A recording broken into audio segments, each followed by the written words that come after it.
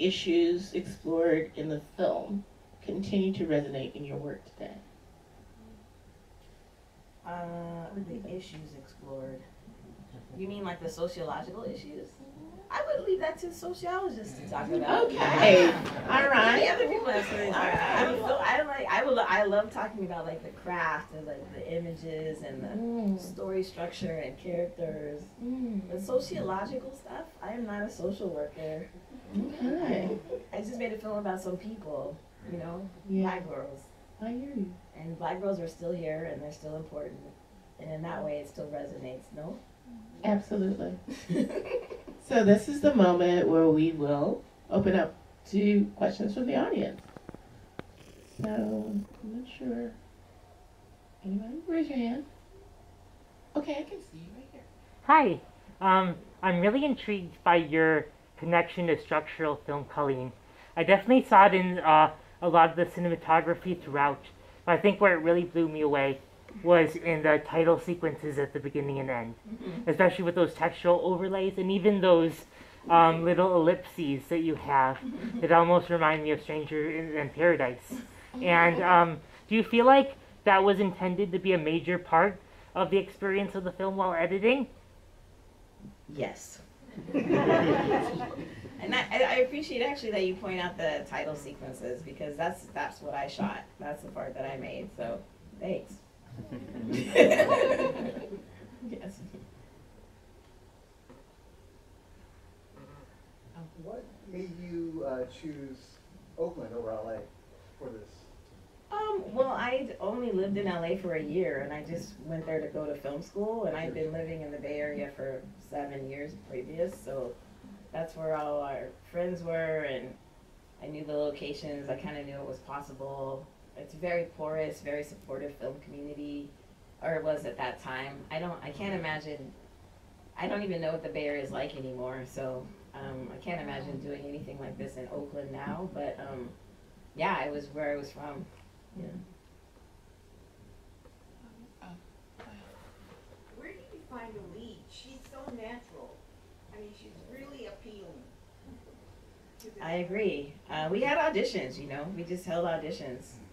And these are all the like youngest, hungriest, most ambitious actors coming out to like work on a low budget indie feature. So when she walked in the room, she just has like a natural charisma, and then she could take direction.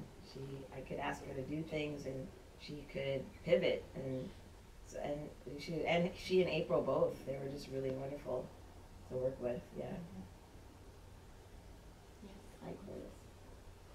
So knowing your art, your actual art, and seeing this film, it was really great to see how you integrated what I know as an artist into the film.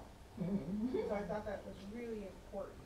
Is that was intentional because of your own? No, because I wasn't making art when I was like I was going to film school to be a film director when I made this film, and so it's really weird to look at it now and realize that it's kind of like my own personal trajectory, and that was in no way conscious at all. Wow. Yeah, it's kind of wild. All the way up in the back. Hi, I really appreciate how you let the story slowly reveal itself with Toby and her choices and the expression from, the trauma that she was experiencing.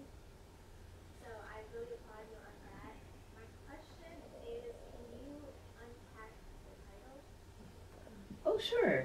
Drylongso. So I just bit the title from a book titled Drylongso by a black anthropologist named John Langston Gwaltney, who collected oral histories from working class Southern black Americans largely, and just wanted to know their stories. And a lot of them in the interviews and you're reading in the book, they seem a little bit puzzled as to why he wants to talk to them, and a couple of them say, "I'm Drylongso," meaning I'm just regular everyday people.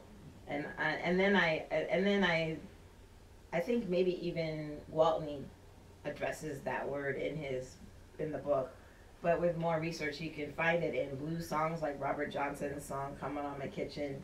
He uses it to talk about a long, cold winter, how you're going to have to get by with very little.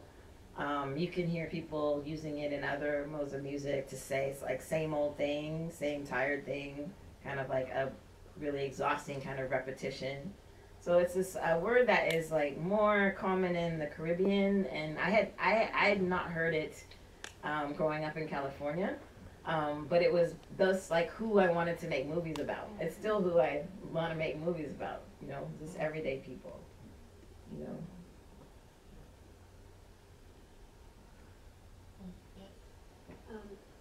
I was just wondering, this is just kind of a factual question, but you kept showing the news reports about the West Side Slasher. Mm-hmm. And I was living in the Bay Area then, and I feel like I recognized her. So is that She was an actual anchor who was a friend of the line producer who showed up, and she actually transposed the script into her notepad and just like knocked it out like in one take for us. Like, yeah. Yeah, forever grateful to her. She was wonderful.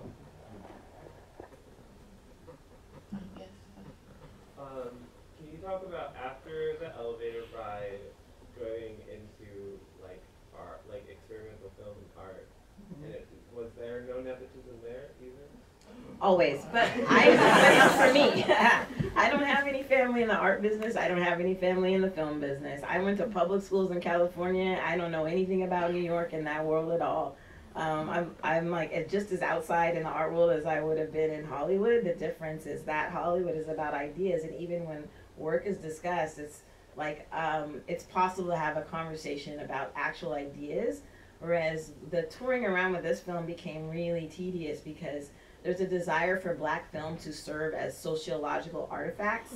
So the idea is that the film is just supposed to educate people about like what life is like for black people, or to show us like our pathological conditions, and that's the function of anything with black people in it. And I actually worked really hard on the craft and the aesthetics and all kinds of layers of content in the film, beyond just like people wanting to talk about violence in their community or other forms of pathology. And in the art world, I am able to control that narrative so much better and really focus and hone in on the things that I'm interested in, as opposed to like submitting the film to like this sort of scrutiny of like what's wrong with black people, and let's use this film to talk about that. You know what I mean? Could you talk a little bit about the international or kind of diaspora like impact the film had on you? Because I saw a lot of like different cultural aspects, even though I know it was in Oakland, like different representations of black people. Yeah. And can you just talk a little bit about why that was important to you, as well as like how that affected the way that you made the film? I mean, a lot of I think what you're talking about, it was hip hop and the Bay Area in the 90s.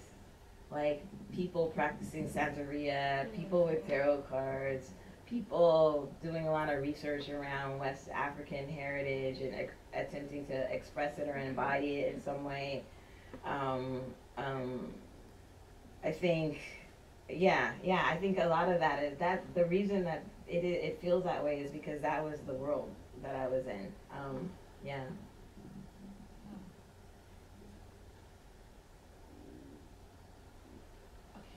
I have a question. Do you have any advice for like artists, no matter their age, especially for those who might not have nepo connections, or they're trying to like make it out but capitalism sucks? Yeah. One of the really profound lessons I learned from making Drylongso was that this film would not have been made without the community that we made it in. There's absolutely not one frame of this film that would have been shot if the community didn't want us to do it. If I add up in cash money the wealth of the actual support of that community, it would be $500,000, $1 million. The everything from like, can we please plug our light into your house for this night scene and we'll unplug it in the morning, the answer being yes, to no one ever breaking into the house that we shot in where I'm sleeping there with the equipment alone. No one, not for 3 weeks was anything ever harmed, touched, or damaged. To people, we were basically running a daycare center because it was summertime, and the kids in the neighborhood didn't have anything to do. And they started hanging out on the film set. So you see any kids in the background, they're just like the entourage basically eating our craft services. And they were driving me crazy because talk about things ballooning. I'm like, these rugrats are eating all the food. And we had to figure out how to feed them. Like, because they were, and like, you know, like the 90s were, it was, that neighborhood, West Oakland at that time was kind of wonderful. It was like kind of venerable headquarters of the Black Panthers. Were like down the street from where it had been down the street from where we shot. People were very proud of that in that community, and there was a lot of like actual interest for the like people would roll up and be like, "Is this a too short video?" Like because that would be maybe the only like the kind of activity you would see of that kind. So my advice is that your community, no matter how big or small, is the way that your work gets made, and that you have to be making the work. Don't wait for anybody to tell you you can do it. If someone tells you not to do it anyway. Because if I accepted UCLA's rules, I wouldn't have made this film. Can you imagine if I had like just said, okay, you don't make features, so I'm not gonna make a feature. Are you kidding me? Like, you know what I mean? Like, always do the work, and don't wait for anybody to give you permission to do the work. Don't even wait for the money to do the work. Do the work you can do with what you have and who you can do it with. Wow.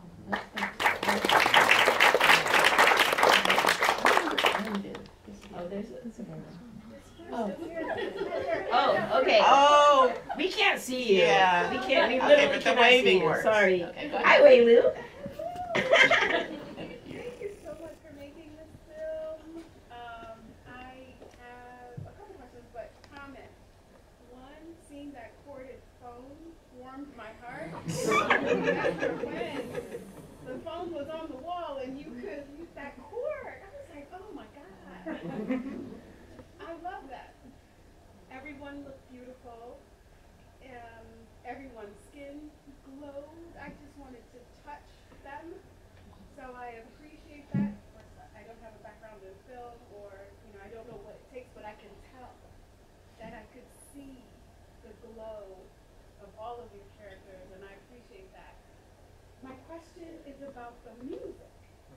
So how did you choose the artists you worked with and the music? A little bit about how the music came together with the film. Thank you. If I could say one thing about the way the actors look, that was one of the things I was like doubling down on, fighting for all the time, was to make sure that even when Pica's character, when she was sick, she was still gonna look beautiful in this movie, because until very recently, that actually wasn't the case for Black actresses in Hollywood movies. If you go back and look at them, Julie Dash is literally the only director who took any concern with how Black women looked in the film. And I'm not exaggerating. And so I thank you for noticing that, because it was like so important to me, because so little care, even from other women directors, is actually attended to when it comes to how Black women look in films. And it was just weird because it's so much about glamour. Movies are about glamour, right? So why all of a sudden is there no attention to this when it's a Black woman? You know what I mean? So thank you for giving me a little soapbox to stand on for a second about that.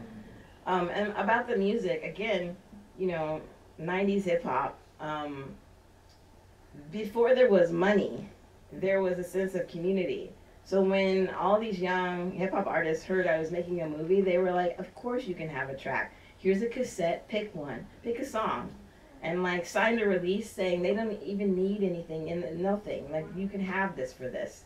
And then years later, because a lot of the music came from this sort of like Bay Area consortium that involved everyone from amazing like MCs like DJ Bourne. I don't know if anybody's heard of him, but he's just like, he's in there, insanely amazing rapper. Lyrics, like DJ Shadow production in there, here and there, and like that the producer of that like consortium, Jeff Chang, he was like, yeah, you can just have this. I'm just happy you're making this movie. And I never met him. This is all over phone and through fax. Through fax, right? and like maybe 3 years ago, I met Jeff for the first time. I was like, "You're Jeff?" He's like, "Yeah." I was like, "You're not gonna remember me. My name's Cauleen Smith. You gave me all this music for my movie for free, and I've never forgotten it. And now I get to thank you." And he's like, "Oh no, I know who you are. I'm so glad that movie got made. Congratulations." This was 90s hip hop before there was money. There was just a lot of heart. And all of the musicians were just sort of like, it's exciting that this kind of film is being made. This is not a shoot 'em up. This is not, you know what I mean? Like, let's do this. Mm-hmm. There's a hand way back there.